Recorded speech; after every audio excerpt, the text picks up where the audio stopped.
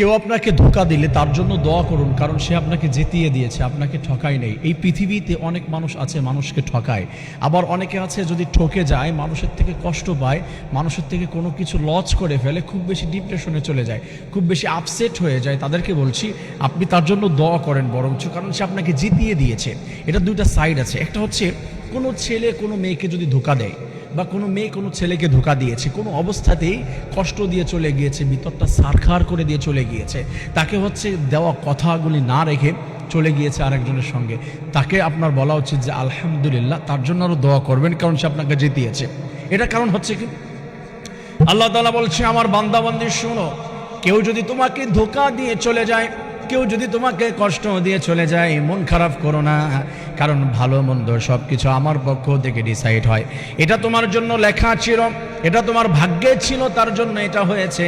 আর তোমাকে যদি কেউ ছেড়ে চলে গিয়েছে, কষ্ট দিয়ে চলে গিয়েছে, আমি রব্বুল আলামিন বললাম তার থেকে আমার কাছে দোয়া করো, তার থেকে ভালো কিছু ব্যবস্থা আমি রব তোমার জন্য করে রেখেছি। সুবহানাল্লাহ। আমার প্রিয় ভাই বন্ধুরা, এটা হচ্ছে ছেলে মেয়ে বা কেউ কাউকে ভালোবাসা কোনো দিক দিয়ে যদি ধোঁকা দিয়ে চলে যায়। সেকেন্ড যে বিষয়টি বলতে চাচ্ছিলাম সেটি হচ্ছে, ধোঁকা দিয়েছে, আপনাকে ব্যবসায় লস করিয়েছে, বা আপনার থেকে টাকা নিয়েছে, আপনাকে দেয় না, এই ধরনের লেনদেন, এই যে মনের যে লেনা দেনা, এটা নয়, এটা হচ্ছে অন্য সাধারণ ফিজিক্যালি কোনো বিষয়, সরাসরি কোনো বিষয় দেওয়া এবং নেওয়া, যেগুলো দেখা যায় ধরা যায়। এমন যদি লস করায় তাহলে আপনি তার জন্য দোয়া করেন, সে আপনাকে জিতিয়েছে। রব্বুল আলামিন বলে কেউ যদি কাউকে ঠকায়, দুনিয়ার মধ্যে আপনাকে যদি কেউ 5,000 টাকা দিয়ে ঠকিয়েছে, আপনি খুব টেনশনের মধ্যে পড়ে গিয়েছেন, না রে আপনি তো বোকা, আপনি এমন বোকামি করবেন না, আপনি আরো আনন্দ ফিল করবেন। কারণ আমি পার্সোনালি আমি যেটা করি, আমাকে যদি কেউ ঠকায় আমি ওই আল্লাহর দিকে তাকিয়ে বলছি আমি খুশি হই, কারণ হচ্ছে এটার কারণে রব্বুল আলামিন অবশ্যই আমাকে ভালো কিছু দান করবে। আপনি তখন বলবেন যে আল্লাহ, ও আমাকে ঠকিয়েছে, তুমি আমাকে এইটা দাও ওইটা দাও। এই মুহূর্তটা তার জন্য যদি বদদোয়া করেন লেগে যাবে, তার জন্য যদি দোয়া করেন লেগে যাবে, নিজের জন্য যদি দোয়া করেন লেগে যাবে। আল্লাহ বলেছে 3 শ্রেণীর মানুষের দোয়া আমি আল্লাহ ফিরিয়ে দিই না, তার মধ্যে একজন হলো মাজলুম।